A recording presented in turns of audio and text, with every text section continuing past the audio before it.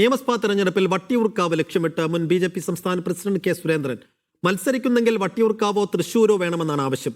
R ശ്രീലേഖയ്ക്ക് Vattiyoorkavu നൽകാനായിരുന്നു Rajeev ചന്ദ്രശേഖറിന്റെ തീരുമാനം. അതിനിടെ Christian outreach പാളിയെന്നാണ് കഴിഞ്ഞ ദിവസം ചേർന്ന ബി.ജെ.പി. സംസ്ഥാന കോർ കമ്മിറ്റി യോഗത്തിലെ വിലയിരുത്തൽ.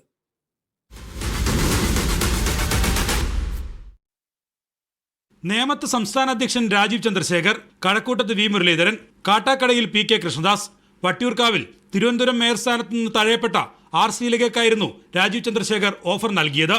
എന്നാൽ ഇത് മറികടന്നാണ് കെ സുരേന്ദ്രന്റെ രംഗപ്രവേശം. മത്സരിക്കുന്നെങ്കിൽ വട്ടിയൂർക്കാവോ തൃശൂരോ വേണമെന്നാണ് കെ സുരേന്ദ്രന്റെ ആവശ്യം. വിജയസാധ്യതയില്ലാത്ത മണ്ഡലങ്ങളിൽ ഇനി മത്സരത്തിനില്ലെന്നും സുരേന്ദ്രൻ നിലപാട് കടുപ്പിച്ചു. കെ സുരേന്ദ്രനെ പാലക്കാട് മത്സരിപ്പിക്കാനായിരുന്നു സംസ്ഥാന നേതൃത്വത്തിന്റെ ആലോചന. എന്നാൽ പാലക്കാട് ജില്ലാ അധ്യക്ഷൻ പ്രശാന്ത് ശിവനെ മത്സരിപ്പിക്കണമെന്നും സുരേന്ദ്രൻ പക്ഷം ആവശ്യപ്പെടുന്നു. രാജീവ് ചന്ദ്രശേഖർ തിരുവനന്തപുരം മേയർ സ്ഥാനത്തേക്ക് തീരുമാനിച്ച ആളാണ് ആർ ശ്രീലേഖ. എന്നാൽ അന്ന് നീക്കം തടഞ്ഞത് വി മുരളീധരൻ പക്ഷമായിരുന്നു. വട്ടിയൂർക്കാവ് കൂടി വി മുരളീധരൻ പക്ഷം ലക്ഷ്യമിടുമ്പോൾ രാജീവ് ചന്ദ്രശേഖറിന് പുതിയ പ്രതിസന്ധിയാകും.